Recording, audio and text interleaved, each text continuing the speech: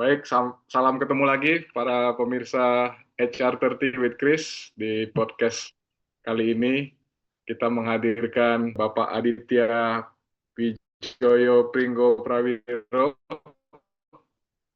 Ini teman lama saya pada saat berkuliah di ITB dan saat ini bekerja di salah satu perusahaan di grup Freeport. Nanti beliau akan menjelaskan perjalanan karirnya dari awal sampai sekarang, dan kita harapkan ada hal-hal yang bermanfaat yang bisa diserap oleh pemirsa sekalian, khususnya anak-anak muda. Baik, Bro Adit, udah lama nggak ketemu. Iya nih. Kali ini kita ketemu online, Iya. bincang-bincang di podcast HR30 with Chris. Ini Oke. podcast untuk sharing pengalaman perjalanan karir lah.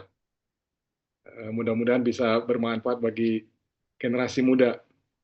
Nah, mungkin Sip. Bro Adit bisa ceritakan kira-kira background pendidikan, Sekolah. sekolah, dan sebagainya yang bisa Oke. memberikan gambaran bagi pemirsa pekerjaan dari awal sampai sekarang seperti apa secara singkat. Terima kasih. Silakan, Bro Iya, Adit. iya, iya. Oke. Thank you, Mas Kris. Jadi, ya ini kita kawan lama ini dulu waktu kuliah. Jadi, saya kuliahnya dulu di jurusan Geofisika dan Meteorologi ITB. Dulu masuk tahun 88. Nah, jurusannya juga sekarang sudah nggak ada, udah pecah-pecah nih sekarang. Jadi, ada teknik geofisika dan lain-lain lah. Pada intinya sih, saya ngambil geofisika karena saran dari ayah saya yang geologis, katanya, Hmm. masa depan nanti geologi susah nih, katanya gitu ya. Udah kamu geofisika aja yang agak modern sedikit lah gitu ya. Jadi ceritanya gitu. Ya, jadi ngambil geofisika, meteorologi itu pun tahu jurusannya juga waktu pas mau apa, zaman dulu tuh namanya apa UMPTN. sih? UMPTN. Penmaru apa ya? UMPTN apa apalah. UMPTN ya. UMPTN, ujian masuk perguruan tinggi negeri, itu baru tahu, udahlah masuk jurusan GM, geofisika meteorologi. Isinya apa nggak kebayang, yang ingatnya kalau geofisika meteorologi jadi tukang ramal cuaca gitu ya tahunya waktu itu. Ternyata ada hal-hal yang lain, dan akhirnya saya belajar geofisika lebih detail. Walaupun tadinya saya pengennya kerja di minyak kayak teman-teman ya, tapi Hmm. pada akhirnya pada saat saya lulus waktu dulu, saya kuliahnya itu agak lama karena saya memang senang kuliah gitu ya. Betah, betah di kampus ya. Iya, betah kuliah. Nah, waktu lulus itu ternyata saya harus menghadapi realitas hidup lah, bahwa perusahaan minyak pada saat itu sedang turun semua. Hmm. Jadi boro-boro mau terima karyawan baru, yang lama saja udah mulai banyak yang di layoff. Jadi Ya. akhirnya ngelamar sana ngelamar sini. Saya ingat tuh masih zaman bikin apa sih, pakai map gitu ya, keliling ini dulu. Kita kan suka begitu, Belum naik ada bis. email ya. Ya, belum ada email, mau naik bis keliling-keliling nyodor-nyodorin amplop itu kan. Temennya sama satpam, sering diusir-usir sama satpam nih. Ini buat HRD itu, diusir, diusir gitu kan dulu ya. Tapi pada akhirnya sih saya putus asa nyari yang minyak ya. Hmm. Karena memang minyak lagi nggak bagus. Nah, Ya. cari-cari akhirnya yang ada lagi booming tuh waktu itu perusahaan tambang mineral. Jadi Hmm. mineral itu pada tahun itu lagi booming, lagi besar-besaran. Pemerintah pada saat itu baru mengeluarkan kontrak karya, dulu generasi kedua. Ya. Kontrak karya masih generasi kedua, jadi baru keluar nih izinnya untuk perusahaan-perusahaan asing masuk. Nah, itu jadi buka lowongan banyak untuk Hmm. eksplorasi. Di situ saya ngelamar ke sebuah perusahaan yang pada saat itu nggak ada yang mau orang ke sana, di Freeport ini. Nggak ada yang mau, siapa yang mau ya di Papua. Pada saat itu memang lagi tidak aman. Kemudian orang kalau dengar kata Papua udah serem duluan gitu. Cuman ya namanya juga ya malu juga ya, di rumah nggak kerja-kerja, udah sarjana pula gitu. Akhirnya udah saya terima tantangannya lah, udah saya kerja di sana, apapun yang terjadi saya nggak tahu. Jadi saya belajar lagi nih ulang mengenai geofisika untuk tambang. Padahal saya udah setting uh, kuliah saya semua untuk minyak. Nah gitu loh.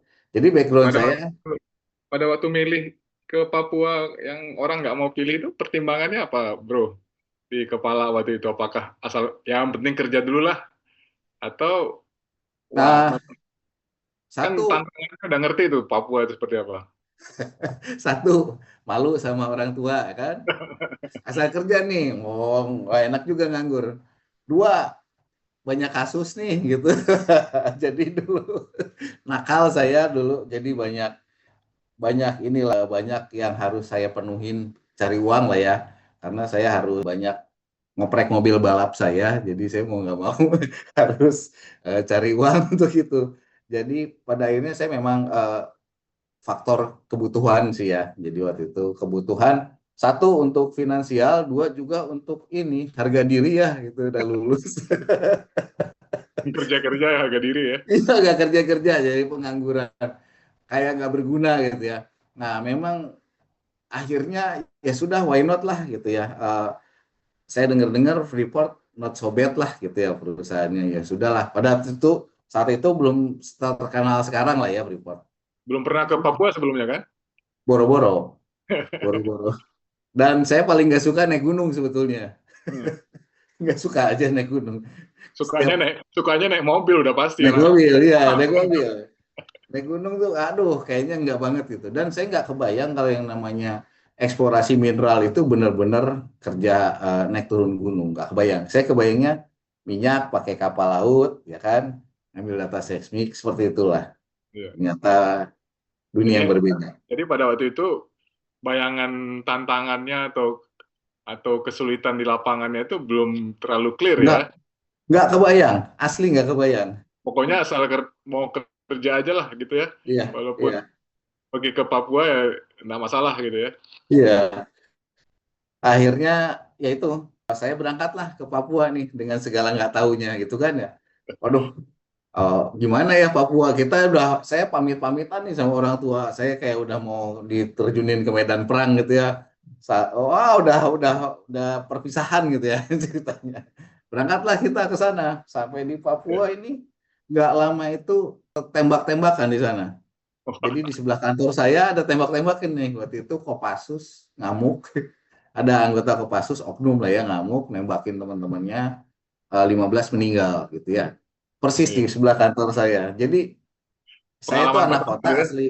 Iya, Pengalaman pertama sudah disambut dengan meriah ya. iya, iya kan langsung waduh ini begini amat sih gitu kan ya. Cuman ya udahlah kita mau gimana lagi ya gitu. Kemudian nggak lama setelah itu ditempatkan di lapangan. Jadi saya naik helikopter, naik itu terus taruh di lapangan 6 minggu kerja, tidurnya di fly camp ya. Hmm. Naik turun gunung di Papua, ampun-ampun memang Hmm. berat ya. Jadi kalau naik gunung, kalau orang-orang kalau misalnya naik Rinjani gitu ya, saya masih lari-lari kali ya gitu. Kalau di Nah, Papua ini benar-benar gunungnya begini, jadi jalan pakai curam. 2 kaki aja berat gitu ya. Harus apa rangka gitu. Jadi memang beda. Kemudian kita naik helikopter ya. Saya juga belum pernah naik helikopter pada saat itu. Naik helikopter ya awalnya exciting, tapi begitu ketemu sama gunung-gunung deg-degan juga ya. Ngeri juga. Gunung-gunungnya tinggi ya. Taruh di gunung, belum lagi Jadi harus ini ketemu. Iya. Gimana? ini pengalaman kerja di awalnya, pengalaman kerja di awal ini teknis keilmuannya nggak terlalu Nah, signifikan ya. Malah tantangan mental dan fisiknya nah, yang lebih lebih betul. menantang ya, lebih berat ya. Nah, masalah keilmuan, nah ini juga. Jadi saya lihat gap yang terlalu besar sih ya antara dunia di kampus dengan industri. Teknik yang dipakai, alat yang dipakai terlalu jauh gitu. Pada Oke. akhirnya mau nggak mau kan belajar ulang lagi semua. Hmm. Alatnya kayak apa, metodenya lain, di kampus dulu beda. Jadi sambil saya ditantang sama fisik dan deg-degannya ini, saya juga mau nggak mau harus refresh lagi semua. Ngeset otaknya, apalagi tadinya mau buat minyak doang, buat seismik ya. Ini berubah, ngulang. Jadi gapnya jauh sekali gitu. Mau ya harus belajar dari awal. Kebetulan Oke. memang memang tidak ada geofisika di tempat saya itu pure geofisika, biasanya geologis jadi geofisika. Ini saya Hmm. geofisika pure, jadi tiba-tiba dikasih challenge nih alatnya silahkan pakai. Nah, disitulah saya mulai stres-stres sedikit ya belajar. Ngoprek-ngoprek lagi dong, kayak kayak ngoprek Nah, mobil, ngoprek mesin sekarang. ya, nah gitulah. Nah, kebetulan sih seneng ngoprek-ngoprek gitu ya. Jadi alat-alat bisa lah ya. Kebetulan saya suka ngoprek mobil, mainan solder gitu ya masih bisa lah. Jadi ngoprek alat bisa. Yang repot itu ada metodologinya berbeda sekali. Hmm. Jadi saya belajar ulang dan zaman dulu kan nggak kayak sekarang bisa email-emailan cara di internet gitu. Saya cuma dikasih manual book setebal gini, 2 hari harus selesai dibaca gitu ya, harus Ya. bisa gitu. Nah, belajar ulang lah gitu sih. Yang Nggak bisa namanya nyontek lagi ya. nggak bisa nyontek gitu. Cilaka kan. Nah, itu repotnya di situ. Tapi ya itu challenge lah. Pada akhirnya kan saya Iya. bisa menghidupkan sebuah alat yang udah lama nggak dipakai gitu dalam waktu Hmm. seminggu lah, dioprek-oprek bisa gitu, menghasilkan data, nah gitu. Nah itu eh, Itu kalau dilihat refresh refresh kondisi itu, merefleksikan yang dialami, kan berarti tantangannya luar biasa ya. Jadi ada tantangan teknis, mempelajari lagi hal-hal yang baru, lalu ada betul, tantangan fisik di lapangan, gunung, betul, curam, lalu betul, ada tantangan mental, iya, secara mental juga keberanian itu antara hidup mati. betul. Itu kuncinya apa yang bisa waktu itu bisa survive apa berada di lokasi dan di pekerjaan itu? Eh, Untuk passion anak aja. baru, untuk awal-awal katakanlah di 2 3 Kalau tahun pertama gitu. kalau saya sih gini, saya tuh orangnya senengnya kalau terjun total lah gitu, totalitas lah ya, jangan setengah-setengah. Kalaupun Hmm. tadinya saya mau kerjanya di minyak, tiba-tiba harus jadi di mineral, ya sudah. Kalau udah kecemplung jangan tanggung-tanggung ya, harus jadi the Ya. best lah gitu. Hmm. Kemudian pada saat saya masuk di Freeport itu ada sekitar 7 atau 8 orang yang sama, yang seangkatan saya masuknya. Nah, saya di situ harus menonjolkan diri kan, gitu, supaya bisa lanjut bekerja. Jadi saya harus lebih dari mereka.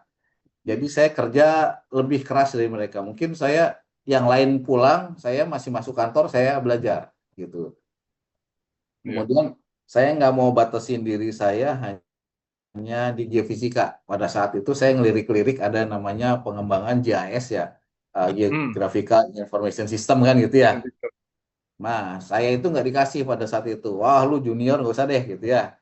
Nah, saya setiap malam para senior saya pulang, saya balik ke kantor, saya belajar, saya bacain, saya baca otodidak gitu, GIS. Nah, jadi saya punya ilmu dua setelah itu, geofisika dan GIS. Hmm. Sehingga saya lebih menonjol dibandingkan yang lain karena saya punya keilmuan yang berbeda dengan mereka. Yang lainnya hanya geologis lapangan aja, nah saya tidak. Pas ada gelombang namanya eksplorasi nih ya, sering sekali namanya PHK gitu ya. Nah, Hmm. pas PHK begini ya perusahaan mempertahankan saya karena skill saya langka Langkah. gitu. Ya, ya. Langka. Jadi saya lihat-lihatlah kira-kira ini mana sih yang ambil di situ gitu. Mana sih kira-kira masa depan yang oke gitu. Saya ngebacanya namanya GIS itu komputer itu makin maju lah gitu. Ya, Masa depan. Jadi saya grab itu ya. sehingga saya dipertahankan, dianggap sebagai aset lah pada saat itu. Ini menarik nih, Bro. Karena ya kan tadi saya kenal Bro Aditya ini udah lama. Bro Aditya ini dari Hmm. zaman kuliah ya. Kalau saya Iya. lihat cerita ini kan nih transformasi yang luar biasa ya. Zaman kuliah nih ya, zaman kita malas-malesan masuk kuliah, Iya. suka maba, ngerjain tugas seadanya, Iya. ya kan? Nah, Iya. Iya. tiba-tiba hanya di awal kerja biasa nih transformasinya apa nih yang membuat memicu ada motivasi seperti itu tuh, dalam pikiran jadi mau berubah itu apa nih, Bro? Mungkin menarik nih. Mungkin ini faktor umur juga ya, mungkin mulai dewasa lah gitu ya. Udah, saya bukan anak-anak lagi lah. Dan juga saya sangat suka kompetisi gitu. Saya suka berkompetisi. Pokoknya gue nggak terima yang lain lebih jago dari gue gitu ya. Oke. Ya, jadi saya kompetitif orangnya. Kalau perlu saya kerja Semangat semangat untuk menunjukkan lebih baik ya. betul, betul. Yang masalahnya sih memang kan saya gabung sama ekspatriat dan lain-lain, ya saya harus nonjol gitu dalam Hmm. satu grup. Saya harus nonjol. Kalau saya diem aja, saya tersingkir. Nah, disitulah saya memicunya. Ya, Ya, gue kompetitif nih, gitu. Ya, gue nggak boleh diem-diem aja. ya. Itu sih. Nah ini kan kata orang kan ini keberanian untuk meninggalkan comfort zone ya, zona nyaman ya. Ini kan banyak sekali nih zona nyaman yang ditinggalkan oleh Bro Adit ini dari zaman kuliah transformasi tadi menjadi sangat rajin pelajari sesuatu yang mungkin orang nggak pelajari, spend waktu banyak. Terus zona nyaman hidup di Bandung pindah ke Papua yang mungkin situasinya sangat lapangan, sangat ekstrim ya. Ini kan zona nyamannya banyak sekali nih yang di Ya. yang ditinggal melangkah keluar. Hmm. Menurut Bro Adit, untuk kondisi-kondisi seperti itu, apa yang paling esensial untuk bisa keluar dari zona nyaman itu? Kan orang biasanya kan sulit meninggalkan zona nyaman ya. Selain Ya, tadi memang semangat itu sih. kompetisi, Ya. ya. Emang bro, kalau yang namanya zona nyaman itu Ada ada memang pemicu paling, dari luar atau dari. ya kalau saya sih memang kebanyakan dari diri sendiri ya. Pemicu dari luar memang ada. Hmm, Tapi pemicu dari dalam kalau saya sih, saya pengen pokoknya be the best lah gitu. Jadi saya terpacu selalu oke. untuk the best. Jadi memang zaman saya kuliah dulu ngawur lah ya gitu ya. Jadi memang saya bukan the best ya. tapi tapi ya saya ingin ingin tunjukkan bahwa saya itu bisa gitu loh. Saya itu Ya, ya, orang harus nganggap saya serius nih gitu. Gue nggak main-main nih. Gitu. Kalau udah saya ya, sama pekerjaan, saya selalu fokus dan saya 1000% kalau ya, sama pekerjaan. Berat atau tidaknya itu urusan nanti gitu ya. Nah, ya, begitu ya, kita malas, kalau menurut saya kita tenggelam di zona nyaman, artinya kita sudah mati itu, ya. sudah. Nah, Jadi saya selalu terpacu itu. Ya ini saya ya. masih cerita tadi nih untuk di Ah, awal kan saya harus menyingkirkan menyingkirkan ini saya nih pesaing-pesaing saya kan. ya, Oh, jadi saya dari junior masuk, kemudian untuk menjadi level menengahnya ini persaingannya hmm, agak tinggi kita. Jadi kita ya. sikut-sikutan di sana dan iya berat ini. Dan saingannya kan dalam luar negeri ya, ekspat juga. Ya. Sehingga saya pikir kalau saya orangnya generalize atau yang udah musim apa semua orang ada skillnya, saya nggak akan Ya, maju. umum ya. Nah, umum. Jadi saya lebih ke oke lah kalau gitu gue spesialis aja. Hmm, Nah, memang spesialis ini nggak banyak diperluin, cuman kalau diperluin ya benar-benar dipegang kan sama perusahaan. Makanya saya ya. spesialis ke berbagai pekerjaan yang orang-orang nggak mau ambil memang Hmm, gitu. Jadi kayak geofisik, udahlah spesialis misalnya spesialis itu daerah paling susah, ya saya yang turun di situ. Orang lain ya, nggak ya, mau, ya gue yang turun gitu lah. Atau GIS belajarnya ya. susah pada saat itu susah ya. Oh, saya ya udah sini sama gue deh, gue beresin.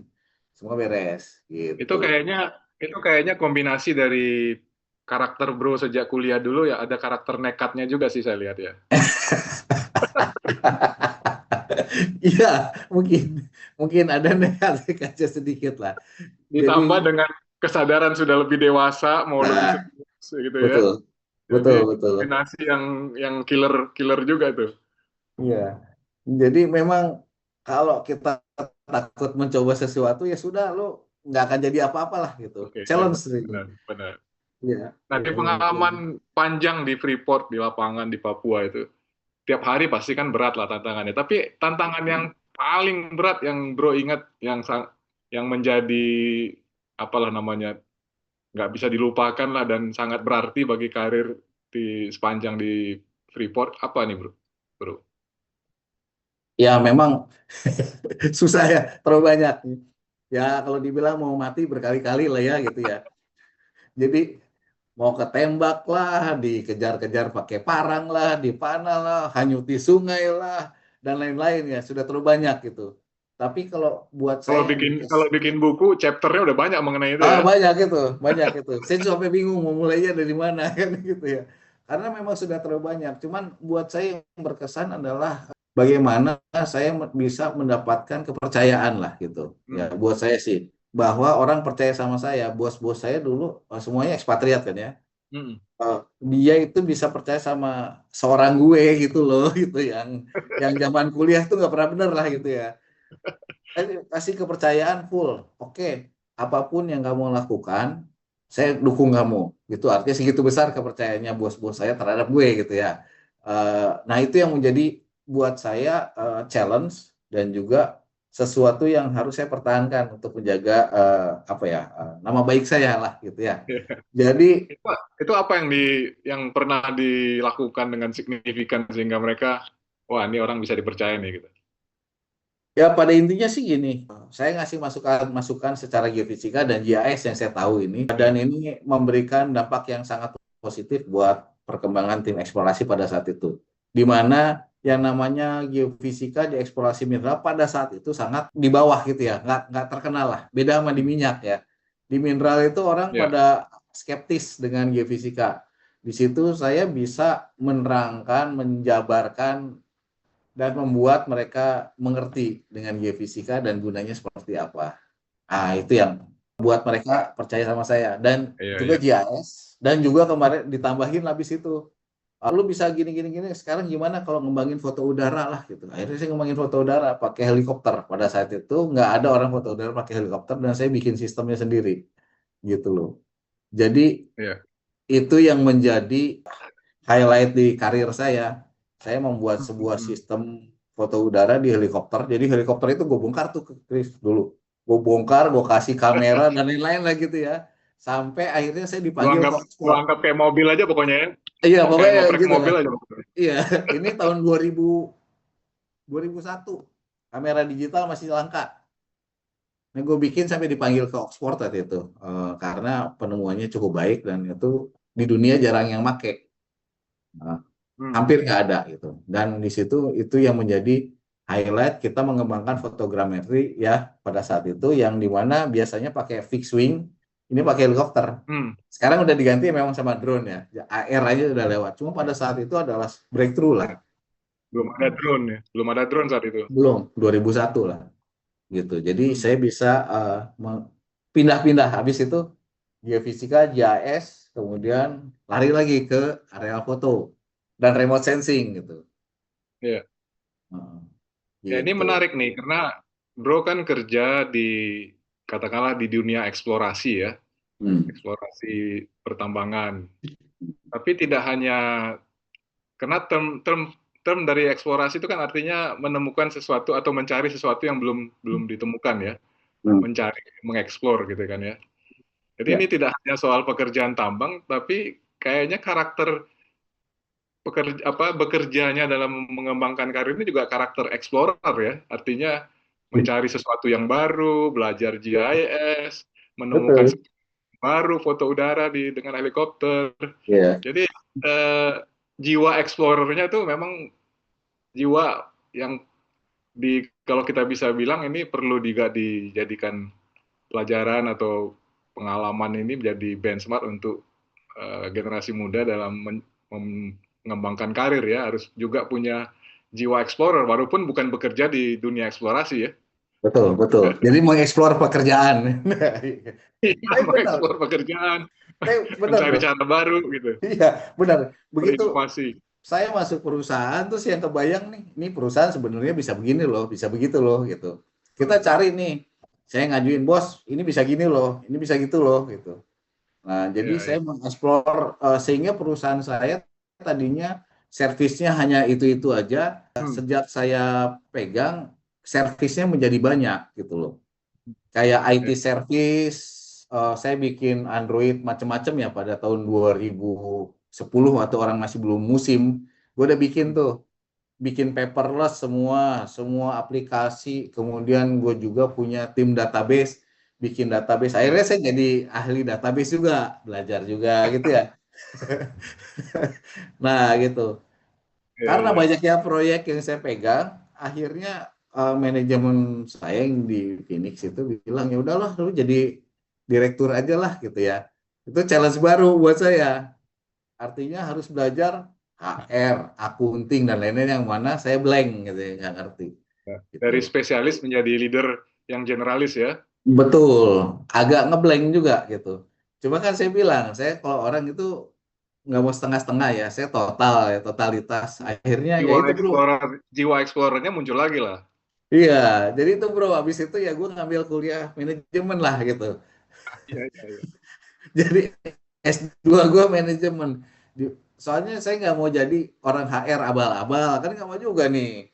eh, Orang akunting abal-abal, udah gue ngambil kuliahnya deh. Jadi punya background, sehingga akhirnya tadinya saya direktur kayak operasionalnya gitu, diropsnya, kemudian dipindah direktur ininya, saya di bisnis ininya, bisnis supportnya. Akhirnya waktu bos saya pensiun, saya yang diangkat jadi presiden direktur, udah nanganin semua. Tapi Iya. untungnya saya pengalaman saya di lapangan cukup panjang, kemudian pengalaman saya untuk ngurusin administrasi, HR dan lain-lain cukup panjang juga, sehingga bekal saya cukup untuk megang posisi presiden direktur. Iya, iya. Ya, Nah, ini kan eksplorasi itu kan kadang mencari sesuatu cadangan dan sebagainya kan kadang ketemu, kadang nggak ketemu kan ya. Intinya kalau kita aplikasikan dalam karir, mengeksplor sesuatu itu kadang berhasil, kadang gagal. betul, betul. Nah, ini kita juga bisa belajar dari kegagalan kan. Kira-kira kegagalan terbesar Bro Adit dalam perjalanan karirnya apa nih? Kalau tadi kan yang bagus-bagus nih, ya, sukses menemukan ini, berhasil belajar ini. Tapi pasti kan ada pengalaman kegagalan juga. Wah, banyak lah.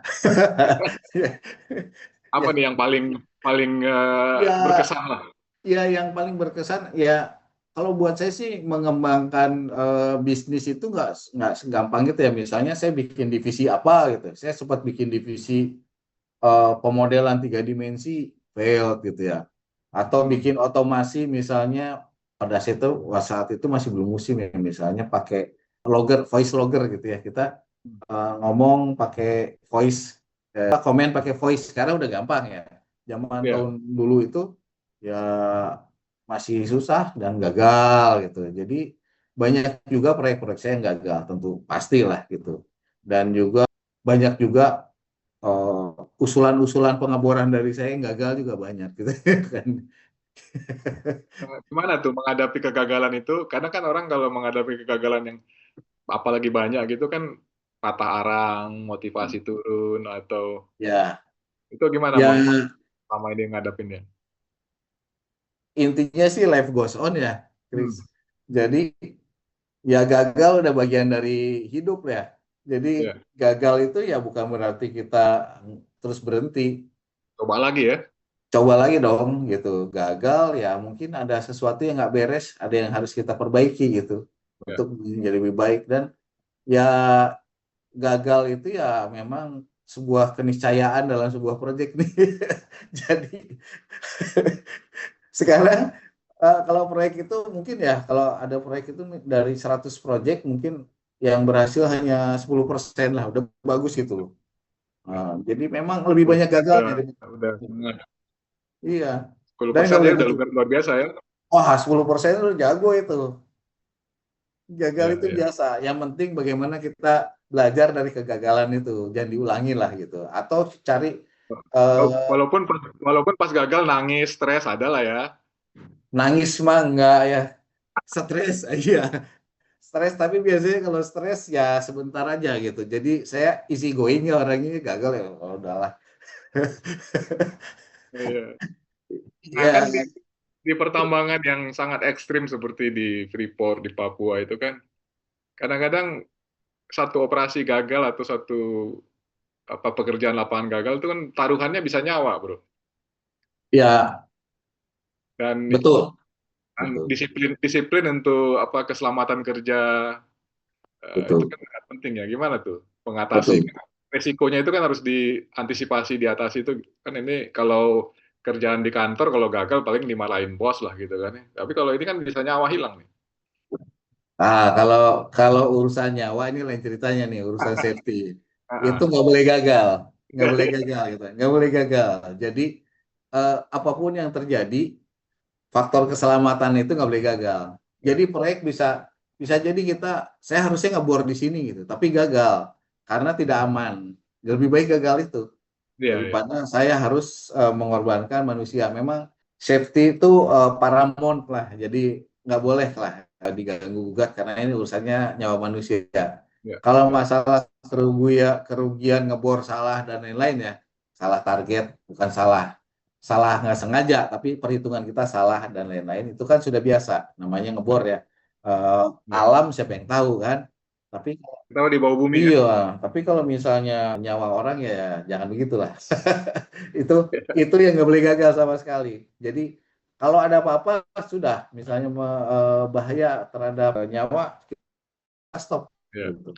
Ya, Nah, ini kan iya. tadi Bro udah cerita bagaimana beralih dari spesialis kerja di lapangan, lebih banyak jadi tenaga ahli di lapangan, lalu beralih menjadi manajemen lah, direksi gitu ya. Ini gimana proses peralihan itu tadi udah diceritakan sekolah lagi, tapi pada waktu pelaksanaannya kan salah satu tugas manajemen itu kan menciptakan kader ya, Betul. karena Bro udah nggak ada lagi di situ yang jagoan MacGyver-nya lah dulu kan gitu. Iya, iya, iya. Terus gimana sebagai manajemen, sebagai direksi mengembangkan talenta-talenta baru, orang-orang yang juga punya jiwa explorer, tidak hanya kerja di eksplorasi tapi punya jiwa petualang, mencari peluang dan sebagainya, mencari yang baru. Gimana cara sebagai manajemen tuh? Kalau gua jujur, kalau harus rekrutmen dari awal kita lihat nih, Hmm. orangnya se-channel atau enggak gitu ya. Dan waktu wawancara saya jarang milih yang terbaik nilainya. Akademik, Ya. saya jarang ngambil yang paling atas, enggak. Yang saya lihat adalah kebetulan biasanya pengalaman berorganisasi dan juga Hmm. teamworknya gitu di situ. Dari situ kemudian ya cari talenta-talentanya, saya benturkan mereka dengan berbagai masalah dan project gitu. Hmm. Kalau mereka bisa survive dan kemudian bisa juga untuk apa ya, misalnya gagal, dia harus menghadapi kegagalan seperti apa sih gitu. Nah, kalau dia Ya. positif, ya positif thinking dan kemudian oh bisa Pak, nggak masalah Pak, kedepannya saya akan perbaiki dan lain-lain, attitude-nya positif. Nah, itu saya pikir itu Hmm. calon-calon yang saya harus pegang gitu loh. Banyak juga yang apatis gitu. Nah, yang itu Ya. yang agak repot. Dan saya lihat sekarang banyak orang-orang yang gimana ya, kayak anak-anak baru ini harus disuapin gitu ya. Apa-apa disuapin. Saya Hmm. pengen yang bisa mandiri gitu. Inisiatif ya. Nah, jadi misalnya kasih project, nggak usah disuapin lah. Cari sendiri. Cari resource sendiri. Kemana, apa aja yang bisa. Udah lebih gampang kan sekarang kan cari. Betul. Gampang banget sekarang. Iya, Nah, iya. itu. Ya Oke. memang nggak gampang sih. Membentuk Thailand itu nggak gampang ya. Gampang. Iya. Eksperimen juga, mengeksplorasi juga tuh, jadi Ah, mencari iya, iya, orang dan memang. membentuk. Iya, iya. Ya, Nggak memang. kerasa udah 30 menit ini, Bro. Jadi Iya. di sesi akhir ini, mungkin di pertanyaan terakhir, ini biasanya dari ngobrol-ngobrol ini saya menyimpulkan suka dari para narasumber yang hadir itu filosofinya apa gitu. Jadi kalau saya lihat ini filosofi explorer ya, filosofi petualang, penjelajah ya. Ya, dari pekerjaan di bidang eksplorasi ternyata ada filosofi sebagai explorer untuk karir ya, bagaimana kita berani untuk menghadapi tantangan, bagaimana kita mau mencoba mencari-cari hal yang baru, mengembangkan diri, mencari jalan lain. Karena kan kalau kayak mendaki gunung, petualang itu kan cuman modal kompas, kan peta kan kadang-kadang nggak update ya. Iya. Modal kompas, cari jalan, kalau ini Iya. mentok ternyata jalannya longsor, terpaksa cari yang lain, itu jiwa-jiwa yang diperlukan juga dalam karir, bagaimana kita mencari jalan untuk peningkatan karir kita. Nah, Iya. di komen terakhir dari Bro lah, untuk para pemirsa ini gimana hanya kira-kira sebagai penutup, apa yang bisa Bro berikan untuk panduan karir bagi generasi muda? Kalau saya sih nggak banyak ya. Saya juga bukan orang yang super istimewa nih. Jadi kalau saya sih belajar dari saya kiat-kiatnya nih, nomor satu buat ya para pemirsa, satu harus jujur. Bekerja itu Ya, jujur, karena eksplorasi ini kalau nggak jujur belok ke sana sini nih, ya. Jujur nomor satu. Nomor dua, saya nggak punya apa-apa nih, ilmu juga nggak jago-jago amat, tapi yang saya punya adalah etos kerja hmm, keras gitu loh. Kerja keras dan saya kerja lebih keras daripada yang lain gitu loh. hmm, Yang lain normal kerja 9 jam, saya mungkin 14 jam gitu. Saya lebih kerja keras buat saya. ya, Kemudian yang ketiga, saya pantang nolak pekerjaan. Ya, apapun hmm, pekerjaan yang diberikan kepada saya, lakukan dengan sepenuh hati karena disitulah kita dapat masukan baru, ilmu baru buat saya. Jadi saya pantang nolak tugas, pantang nolak proyek. Walaupun proyek itu saya juga nggak ngerti, tapi disitulah seninya, belajar lagi awalnya disitulah gitu. Jadi cuma itu aja sih kalau dari saya yang bisa saya share ya, nggak banyak. ya. Menarik ini, Bro. Kita dalam waktu singkat banyak hal yang bisa dipelajari. Iya, Ada 3 poin tadi yang penting. iya, Sangat sangat penting juga untuk sekarang bagaimana jujur, mau bekerja keras, dan terus berupaya untuk meningkatkan karirnya ya. iya. Oke, terima kasih Bro Adit. Sangat Ya, inspiring. Semoga semoga sukses dalam karir semoga berikutnya. bermanfaat, Bro. Yes, pasti bermanfaat. Setiap pengalaman ada manfaatnya. Oke. Thank you. Thank you, thank you. Yuk, sampai ketemu.